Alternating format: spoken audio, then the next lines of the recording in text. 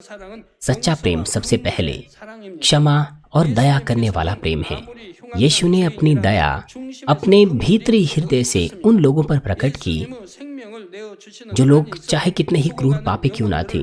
वो चाहता था कि वो मर रहे उन आत्माओं को बचा सके, चाहे उसे अपने आप को ही बलिदान क्यों ना करना पड़े। आज के पाठ में एक महिला की कहानी है जो व्यभिचार में पकड़ी गई थी। व्यवस्था के अनुसार पथराव करके उसे मार डाला जाना था, परंतु यीशु ने व्यवस्था के अनुसार उसे मार डालने को नहीं कहा, बल्कि उसे जीवित रहने का यीशु ने उसे मार्ग दिया। उस वक्त उस वक्त उस वक्त वो उस वक्त जब यीशु जमीन पर लिख रहा था, वो उन तमाम लोगों के पापों को लिख रहा था। वो आमतौर पर पापों को लिख रहा था, जैसे कि बैर, गुस्सा, लालच, चोरी, व्यभिचार, अहंकार। उस वक्त लोग नहीं जानते थे उन पापों को जो उनके ऊपर लागू होते थे। मगर उसके बाद यीशु ने दूसरी बार जब जमीन पर लिखा तो उनके चेहरे पीले पड़ गए। उस वक्त यीशु ने उनके सामान्य पापों को नहीं लिखा।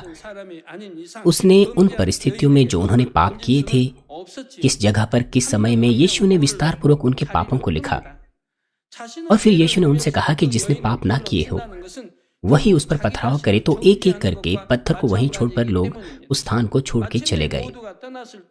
और जब सभी लोग उस स्थान से जा चुके थे तो यीशु ने उस स्त्री से कहा कि मैं भी तुझ पर दंड की आज्ञा नहीं देता, जा और फिर से पाप ना करना।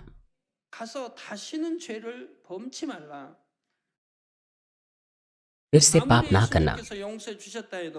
भले यीशु ने उसे क्षमा कर लिया था, लेकिन अगर वो लगातार पापों में रहती तो फिर वो नाश में गिर जाती। तो क्या फिर उसे क्षमा मिलती यद्यपि वो सत्य को जानकर बार बार पाप करती? इसलिए यीशु ने उसे कहा कि वो फिर से पाप ना करें।